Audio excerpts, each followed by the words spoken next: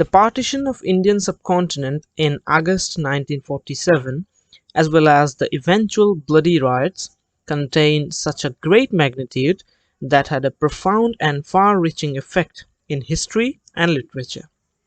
Taking the partition as their base of writing, many writers emerged with their intellectual works. While some of the writers took the massacres and violent condition during the refugee migration, others took the aftermath of partition as their topic. Khushwant Singh is one of such artists who took the massacres during the refugee migration. His novel Train to Pakistan occupies an unique place in the tradition of partition literature. Today, we shall discuss the summary and plot of the novel Train to Pakistan. The novel is divided into four sections: Dacoity, Kaliyug, Manumajra, and Karma. The first section of the novel, titled as Dacoity. First of all, let us take a look at the major characters. Jagat Singh, or Jagga, a Sikh peasant who is imprisoned with the false charge of a murder, and he has a relationship with a Muslim girl named Noora. Noora, the daughter of a Muslim weaver, Imam Baksh. She is Jagga's beloved.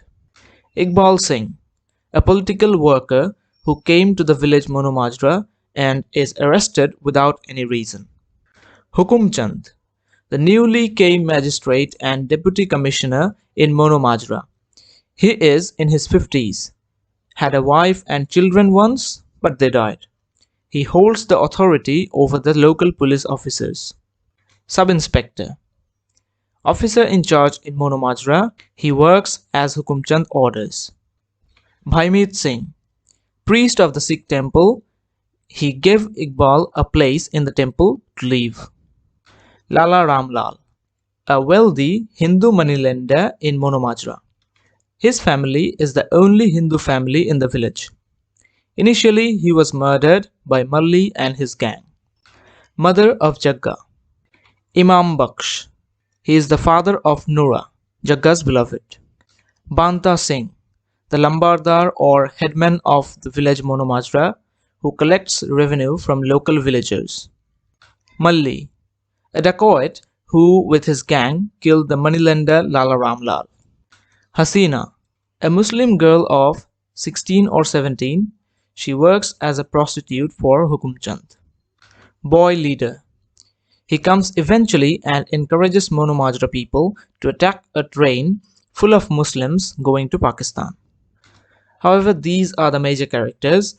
There are also many characters about whom we shall know while we discuss the summary. The novel starts with a description of the contemporary season in 1947. The narrator says, the summer of 1947 was unlike the other Indian summers. Then there comes the description of the harsh weather. People were saying that God was punishing them. Now comes the idea of India as a Hindu land and Pakistan as a Muslim land. Muslims were blaming Hindus that they were responsible for the violence and killing, and the Hindus were blaming the Muslims. In the East and West Bengal, Muslims massacred Hindus, and in Bihar, Hindus massacred Muslims. By the summer of 1947, after the announcement of the creation of Pakistan, 10 million people were in flight. And by the end of the monsoon, almost a million of them were dead. Now comes the description of the village Manumajra, which is a tiny place in India. It is a fictional village, by the way. The village has only 3 brick buildings. One is of the moneylender Lala Ramlal, and the other 2 are the Sikh temple and the mosque. Only 70 families dwell in Manumajra village, which means the village is very small, and Lala Ramlal's family is the only Hindu family in the village. There is a local deity named Deo, to which people of both Hindus, Muslims, Sikhs, and pseudo-Christians worship secretly. The village Manumajra is by the bank of the river Sutlej, which exists in reality. This is the largest river in Punjab. There is a small railway station in Monomajra village. No express train stops at Monomajra. Only two passenger trains, Delhi to Lahore in the morning and Lahore to Delhi in the evening. But goods train stops daily. The trains play a vital role in the life of the people of Monomajra. Before the day break, when a mail train rushes to Lahore, with the whistle of the train, Monomajra people comes awake.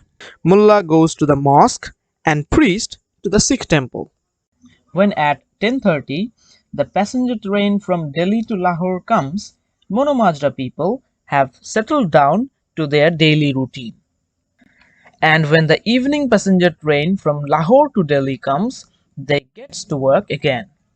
And by the evening, when the goods train comes, people say, "There is the goods train." It is like the goods train is their signal of saying goodnight to each other. Until the summer of 1947, this has always been the situation. But then, one night, five armed dacoits come to Monomajra. They carried bangles for Jagga or Jagat Singh, who is a local Sikh peasant. They start commenting on Jagga and the Muslim weaver's daughter Nura in a bad tongue. Then the goods train arrives. With the arrival of the goods train, the dacoits went to the moneylender Lala Ramlal's house. They started hammering on the door of Lala, abusing him to open the door. A woman answered that Lala was not at home. Then they banged the door open, put a gun on the face of Lala's 7-year-old son. The boy, who is trembling, told his father is upstairs. Then those Dakus went upstairs, found Lala, and killed him. The women were shouting, "Daku, Daku," but nobody came. After looting all of those things in Lala Ramlal's house, they walked past the house of Jagga, abusing him. But Jagga was not at home then, and they started abusing Nura by making some lecherous kissing sounds. Actually, Jagga had gone to visit Nura secretly, besides his mother's objections. Jagga and Nura met near the stream in the dark of the night. There, they had sex on that dry sand. By the way, there is a vast description of their sex scene here. I'm not going into that matter. When they were lying on the sand, the dacoits walked past them. Jagga recognized one of them as his name was Malli, a dacoit from another nearby village. After some time, Jagga and Nura walked back to Monomajra. When he reached his home, Jagga saw that several villagers were there in his courtyard. As villagers always suspect him for everything, this time they have suspected him as the murderer of Lala Ramlal. On the morning before dacoity, Magistrate and Deputy Commissioner Hukumchand arrived to Monomajra. Hukumchand asked local sub-inspector about the condition of Monomajra. The sub-inspector told him that some Sikhs and Hindus from Pakistan have come and some Muslims have gone to Pakistan. While conversing, Hukumchand told the sub-inspector how the Sikhs attacked a Muslim refugee train and killed everyone, a train full of corpses. They wrote on the engine of the train, "Gift to Pakistan." Sub-inspector tried to tell him that Hindus are not like that. They do not participate in stabbing games. They are like Gandhi disciples. Hukumchand advised the sub-inspector that his principle should be seeing everything and say nothing. Then he said that all the Hindus and Sikhs who migrated from Pakistan came in bare-handed. They had to leave their possessions there. But on the other hand, all the Muslims who migrated from India to Pakistan took all their possessions. There was no restriction from India. Hukumchand and the sub-inspector started drinking beer. Hukumchand then again asked about the situation in Monomajra. Sub-inspector replied that the people of Monomajra are very disconnected from the outer world. Even it is like they do not know the British has already left the country. They are also unaware of the name of Jinnah as well as the partition. Then he says there is only one bad character in Monomajra village, whose name is Jagat Singh or Jagga, son of a dacoit Alam Singh, who was hanged 2 years ago. Jagga is a very tall man like his father. He must be 6 feet 4. Then he mentions the name of the girl Noora, the Muslim weaver's daughter, the girl who keeps Jagga in the village, and the relationship between Jagga and Noora. After some times, the sub-inspector took his leave by saying that he has arranged a pleasing event for Hukumchand in the evening. Before the evening, 2 men and 2 women came with their instruments. Among the women, one was old and another one was barely 16 or 17. They started their program before the magistrate Hukumchand. While drinking the whiskey, Hukumchand felt that the girl is rather his own daughter's age. Besides thinking that he could not restrain himself from exploiting that unexploited girl, he pulled the girl onto his lap and started forcing her to drink whiskey. When the girl hesitated, the old woman ordered the girl by saying, "The government is talking to you." Here Hukumchand is referred as government for his higher authoritative position. At night, Hukumchand sent all of them home except that girl, and at the darkness of the night, Hukumchand made love with the girl. The morning after the dacoity, the railway station was more crowded than usual. That morning, a young man stepped down from the train. He asked the station master if there is any place in Monomajra to live. Station master replied that there is no hotels. There is only the Sikh temple. He thanked the station master, which was very unusual behavior from the locals, and then he went to the Sikh temple, met the old priest Bhaimit Singh. Bhaimit Singh asked his name, to which the boy replied, Iqbal. Without listening the surname, Meet Singh considered him as Iqbal Singh, a Sikh. But he could be Iqbal Muhammad, a Muslim, or Iqbal Chand, a Hindu. Meet Singh told him that he can leave here without bringing in any cigarettes or tobacco. We come to know that the boy is from Jhelum district, which is now in Pakistan. Then Iqbal talks about morality, which he thinks is a matter of money, and the poor people cannot afford morality. So, in substitution, they have religion. A party of policemen came over in the same train the boy came in. The policemen came to the moneylender Lala Ramlal's house. The dacoits murdered Lala and took at least 5,000 cash and gold ornaments from the women. In the afternoon, Iqbal tried to take a nap as he was unable to sleep in the train. He remembered how the compartments meant for 50 people had almost 200 people who are holding onto the door handles. In the compartment, when Iqbal started reading an English book, people called him Babu. At that time, Bhaimit Singh, the priest of the Sikh temple, came saying that it is Kali Yuga, the dark age, where neighbors are killing the neighbors.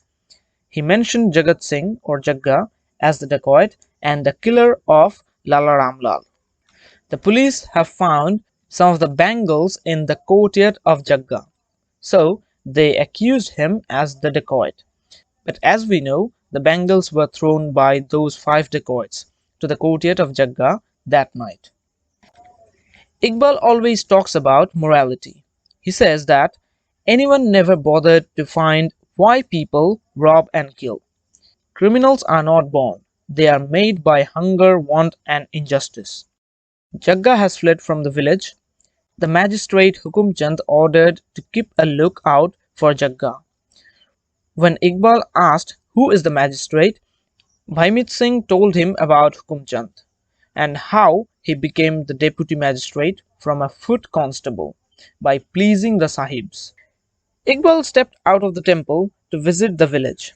He saw how the trains come and go with people in the roofs and buffers of the train.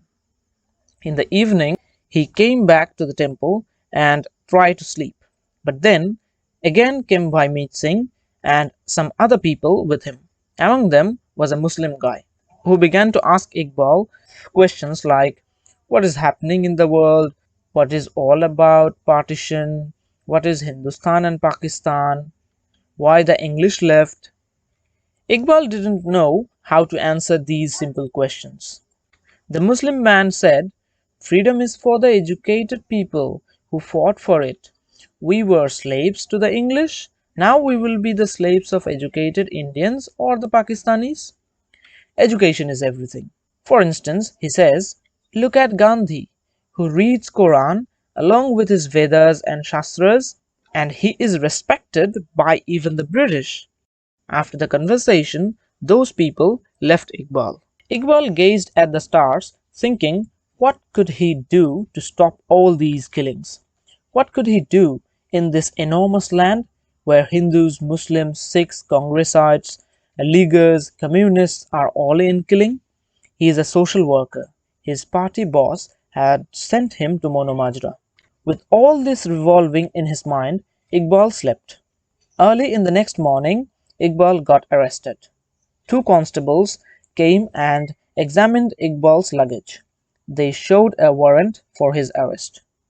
Iqbal got up and, without having anything understood, he told those policemen that they have no rights to arrest him like that. The constables, with respect, called Iqbal Babu Sahib and told that they are just doing their duties, and Iqbal has to settle this matter with the magistrate, not with them. The constables were not willing to put handcuffs on Iqbal. They just advised to cover the face so that no one could recognize him. But Iqbal pounced on the matter, saying he is not a dacoit, nor a thief, he is a political leader. He will not cover up his face. Iqbal kept his luggages in the care of Bhaimeet Singh and went with the constables. At that very time, a group of 10 constables were sent to arrest Jagga. After spending 2 nights in the jungle, at last he is home. When he was sleeping, the police came and put handcuffs in his hands.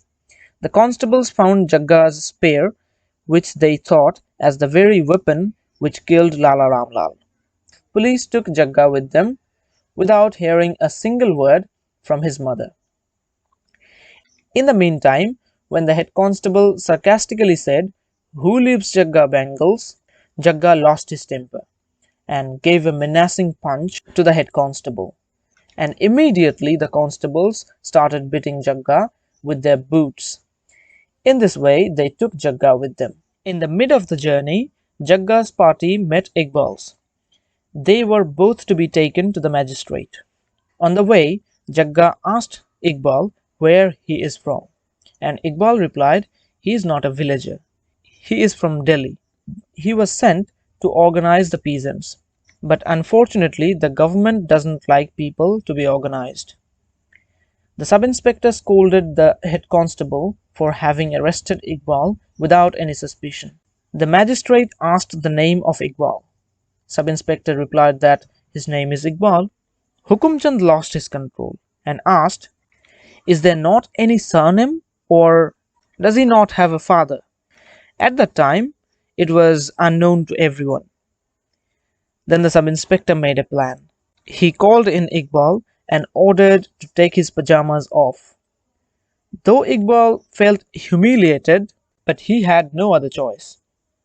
After examining Iqbal, sub-inspector gave a sinister smile. Iqbal told them that he is a member of the People's Party of India. But now, the sub-inspector, after examining his body, sarcastically said, "Are you sure you are a member of the People's Party of India, or is it the Muslim League?" The sub-inspector told Hukumchand that Iqbal is a member of the Muslim League and lodged a complaint by the name of Muhammad Iqbal. After all that, Iqbal and Jagga were being sent to the Chandannagar police station in a tanga. On the way, Jagga started many conversations. One of them was, the Muslims are not to be trusted. The Tonga driver Vola was asked various questions by Jagga. At a time, he sarcastically told Bhola that he should get a wife now, as women are being sold nowadays in a cheap rate.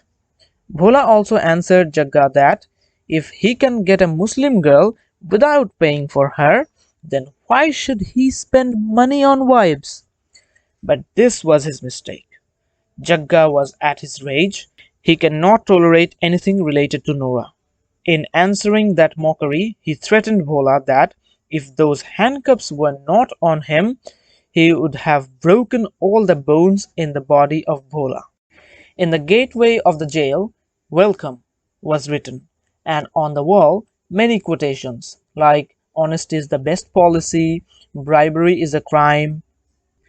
Seeing Jagga once again in the jail, the constables mocked by saying that maybe it is Jagga's father-in-law's house, so he comes again and again. Jagga also replied that it is true that he has seduced so many policemen's daughters. Two cells were there in the police station. One was for Jagga, which was without any bedsteads, and other one for Iqbal, which was with bedsteads and some other needful objects. Inside the jail, the sub-inspector came to meet Iqbal first. The sub-inspector has already taken Iqbal as a Muslim, but Iqbal was unwilling to accept it. The sub-inspector was constantly taunting Iqbal that he should go to Pakistan where he properly belongs. Iqbal tried to threaten the sub-inspector by saying that he will move a habeas corpus petition. Now, habeas corpus petition means a writ requiring a person under arrest to be brought before the judge. But the sub-inspector didn't get threatened. Rather, he laughed very loudly. Then he went to Jagga's cell and asked him to tell the names of the dacoits. But Jagga was not willing to answer it. He simply said he is innocent this time. Sub-inspector threatened him by mentioning the physical pain that they once gave him. Jagga was shaken by that memory. Sub-inspector gave him 2 days to tell the names of the dacoits. Otherwise, he will beat him to a tail of a ram. Here the part 1 dacoity ends. Again, just take a look at the characters. Early in September, life became less punctual in Monomajra. Trains became less punctual than ever before. Everyone, knowingly or unknowingly, started going against the time. One day, a unit of 6 soldiers arrived and put their tents up near the railway station. Armed sentries began to patrol the platform, and no villagers were allowed to come near the station. One morning, a train came from Pakistan and halted at Monomajra station. There was something uneasy about the train. As soon as the train stopped at Monomajra station, the guard emerged and went to the station master's office. Then the two went to talk to the officer in charge. Suddenly, every villager was prohibited from entering the station. Even they were not even allowed to loiter near the station. An hour later, the sub-inspector came with 50 armed policemen, and then came Hukum Chand, the magistrate. It was as if the train was a ghost train. The influential men in the village like Lambadar Banta Singh, father of Noora, Imam Baksh, were also unaware of the matter. People climbed to their roofs to have a glance of what is happening at the station. Everybody gathered in the Sikh temple seeking to hear some news about the train. Sometimes they thought it might be government treasures or arms, so the policemen are patrolling it. Suddenly, a policeman came to the Sikh temple and took Lambadar Banta Singh aside and whispered something. And all of a sudden, everyone was ordered to bring all the wood and kerosene oil to the motor trucks near the station. They will get paid for that. The sun set down, turning the climate into bluish gray, but after a while it became orange. The orange turned into copper, and then into luminous russet. Red flames leaped into the black sky, and with the atmosphere came a faint, acrid smell of burning flesh. Now the villagers understood. It was implicit that the train brought a full of corpses, and the officers took the kerosene oil and wood from the villagers to burn their bodies. Hukumchand had been out since the morning. The sight of so many dead bodies had produced a cold numbness into him. He saw how corpses of men, women, and children had been dragged out as if they were beddings. There were bodies crammed against the far end wall of the compartment, looking in terror at the empty windows. There were lavatories jammed with the corpses that brought vomit to Hukumchand's mouth. A train full of dead bodies was too much even for Hukumchand. He came home in the evening and was out of his sense. At night he was afraid to sleep alone, so he slept with the young prostitute. Hukumchand snuggled against her like a child and fell asleep immediately. In the morning a dull pain rocked his forehead. It was raining then. The sub-inspector came. He brought the news that there is only a big heap of ashes and bones left near the station. Hukumchand wailed, Hare Ram, Hare Ram. On hearing that, there were at least 1,500 men and women in the train who were killed brutally. Then Hukumchand asked about Lala Ramlal's murder case. Sub-inspector replied that Jagga had given the names of those dacoits at last. It was Malli and his gang. Malli, as well as his dacoit gang, was from Kapura village. Some constables are sent to arrest them. Hukumchand listened all this with an unconscious mind. He advised to let Malli and his gang go off without making any entry anywhere and keep an eye on them. And he ordered not to release Jagga or Iqbal because they can be needful in the future. Even in that rainy weather, the sub-inspector went out.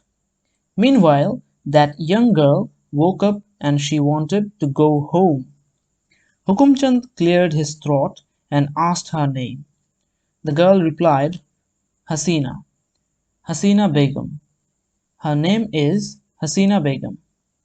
In the course of talking, religion came up, and the girl said, yes, she is a Muslim, but she is a singer, and singers are not Hindu or Muslim in that way. Everyone comes to hear her song.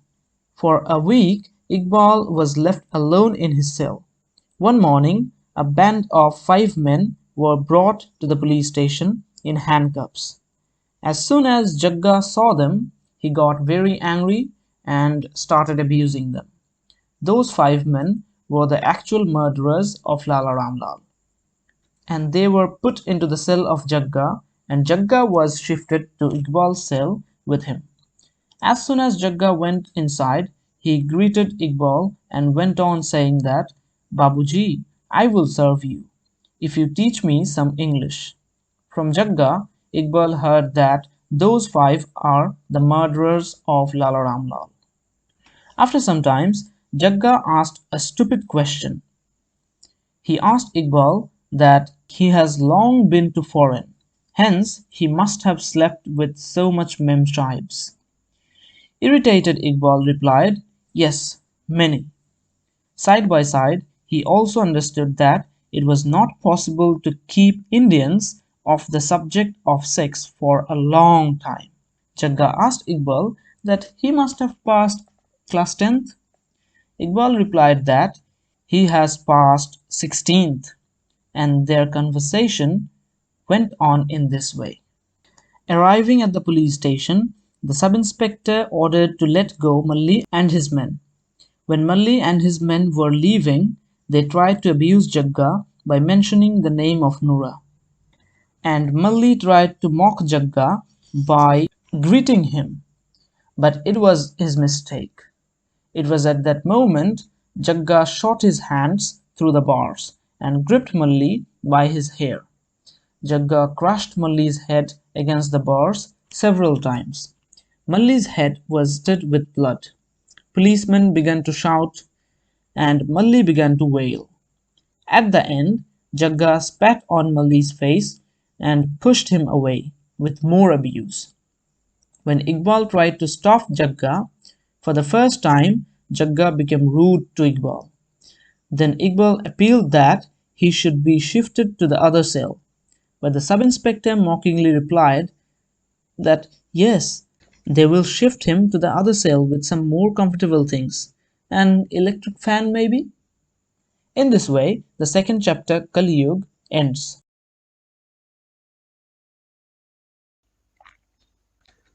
When it was discovered that the train had brought a full load of corpses, a heavy silence descended on the villagers. But the train disappeared as mysteriously as it came. One day, the head constable released Malli and his gang in front of the villagers. The villagers knew that Jagga had nothing to do with the dacoity. It was Malli and his gang who did that. Yet the police is releasing them. Not in their own village, but in Monomajra, where they had committed the crime. By the order of the magistrate Hukumchand, the head constable wanted to know if anyone has seen Sultana and his gang, who had long gone to Pakistan with his gang. Hukumchand, here as a representative of government, tried to turn the villagers' attention to the thing that it was Sultana, a Muslim guy, who had done the dacoity. And in this way, they wanted to make the feeling of disgust into the mind of Sikh people towards their Muslim villages, so that the Muslim villages can be shifted to Pakistan and their Sikh neighbors do nothing. The police had taken Iqbal as a Muslim guy, and even they tried to put a connection between Iqbal and Lala Ramlal's murder. The head constable sent a letter to the commandant of the Pakistan military unit. In the letter, he addressed that they should send their trucks and soldiers to evacuate the Muslims of here as soon as possible. When Meet Singh again implored before the head constable that Iqbal is a Sikh, the head constable replied angrily and said, "Did you open the fly button of his pants and see whether he was Sikh or Muslim?" The head constable's visit to Monomajra had divided it into two communities who used to stay along with each other. They are the Muslims and Sikhs. A trainload of Sikhs massacred by Muslims had been cremated in Monomajra. One night, a group of Sikh peasants gathered together in the house of Lambardar. They were all uttering that the God is punishing them for their sins. They discussed over the matter of evacuation of their Muslim neighbors. Eventually, Lambardar, with his peaceful mind, said that this is no time to lose temper. Monomajra is the only place left where there are Muslims. He said that they cannot tell their Muslim neighbors to go away from their own land. At the very moment came Imam Baksh, father of Noura. He asked the decision of the villagers from Lambardar. He wanted to know what they had decided about their Muslim neighbors. Lambardar answered, "Why asking them? It is his village as well as theirs." But eventually Lambardar said with a heavy voice that this is a very hard time and Imam Baksh and his Muslim brothers should go to the refugee camp while the trouble is on, and after all the trouble is over, they can come back. Imam Baksh solely went to his home and told his daughter Noura to pack the beddings. Noura said she doesn't want to go to Pakistan. Imam Baksh said everybody will throw them out if they don't go. Then he went to his neighborhood brother's house to tell them the same thing. Noura went out for Jagga's house at that moment. There she found Jagga's mother. She asked about Jagga. She cried and said, "They are leaving tomorrow." But Jagga's mother was not to be softened down. She pleaded that Jagga has promised her for marriage. Hearing this, Jagga's mother became very furious. She roared that there cannot be any marriage between a Muslim weaver's daughter and a Sikh peasant. After a pause, Noora said she has Jagga's child inside her, and if she goes to Pakistan, they will kill the child for being a Sikh. This statement softened down Jagga's mother.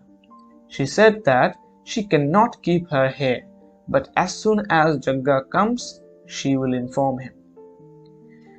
In the morning, the sound of motor horns woke the entire village. Two different officers came, a Muslim officer and a Sikh officer. The Muslim officer ordered all the Muslim villagers to come out and take only cash, clothes and jewelries. They cannot take all the luggages like bullock carts, beds, pots and pans. At that time, Malli and his companions came and said, "Let the Muslims go. They will take care of their Muslim neighbors' property," as the villagers were not willing to take the responsibility of their neighbors. After that, the convoy with all the Muslims of Mono Majra slushed its way to Chandannagar refugee camp. And then Malli and his gang started looting all the properties of the Muslim villagers. In this way, the third part ends. All the morning, people sat in their houses seeing Malli and his gang evacuating the Muslim properties.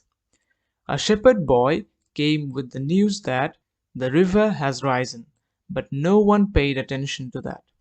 Eventually, the Lambadar went to see it for himself. At night, a dead cow with its belly bloated like a massive barrel hit the bridge. It looked as if some village has been swept away by flood. The river had risen farther, and it carried carts with bloated carcasses of bulls, horses, and even some men and women with their clothes on their bodies. More bodies started coming. Eventually, the villagers understood that they were not drowned, they were murdered. On the other side, another ghost train arrived at Monomajra station. The villagers thought that now the soldiers will come back again and ask for oil and wood. But this time came a bulldozer, and it made a trench almost 50 yards long. At night, another jeep came, and two men walked into the courtyard and inquired if anyone was dead. One of these men seduced some of the villagers to attack a train going to Pakistan with full of Muslims to teach a lesson to Pakistan.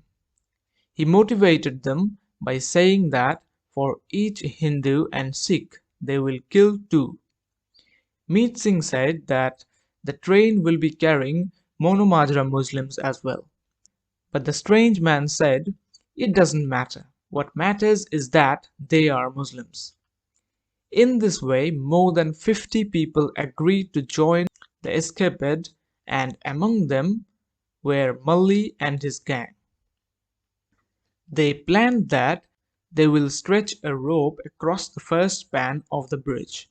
When the train will be passing under it, it will sweep off all the passengers sitting on the roof of the train. It will be a matter of at least 400 people. When Hukumchand came to know about it, he wearily said, "Let them kill. The whole world has gone mad. Let it go mad." But all of a sudden, he remembered Iqbal and Jagga. He ordered to release them both. They must be in the village by the evening. Now Hukumchand remarked that Iqbal is a Sikh, as no educated Muslim would dare to come to these parts at this moment. Before sending them back to Monomajra, the sub-inspector warned Jagga and Iqbal that they will find a big change in Monomajra, as all the Muslims are gone. Etonga took Iqbal and Jagga and left for Monomajra in the afternoon. Jagga thought Noora would be hiding somewhere in the fields or would have come to his mother. When reached, Iqbal visited Meet Singh. He wanted to know what is happening. Meet Singh told everything to Iqbal. Sometimes after, Jagga came and pleaded Meet Singh to read a verse for him. After the prayer, when he was getting out, he saw light in Iqbal's room. He said, Sat Sri Akal Bapuji, and went out. On the first steel span of the bridge, a thick rope was tied horizontally above the railway line. Among those men who were waiting for the train, one ran up to the line and put his ear on the rail line. The leader cried, "Come back, you fool! If the train comes with a fast speed, it might cut people in two pieces like a knife, like cucumbers." A man stretched himself on the rope. He was a big man. He was slashing the rope. No one recognized him.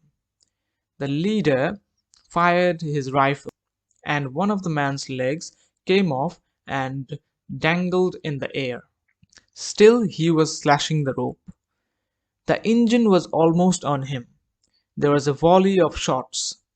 The man shivered and collapsed. The rope snapped in the center as he fell, and the train went on to Pakistan. No doubt that man who was slashing the ropes was Jagat Singh.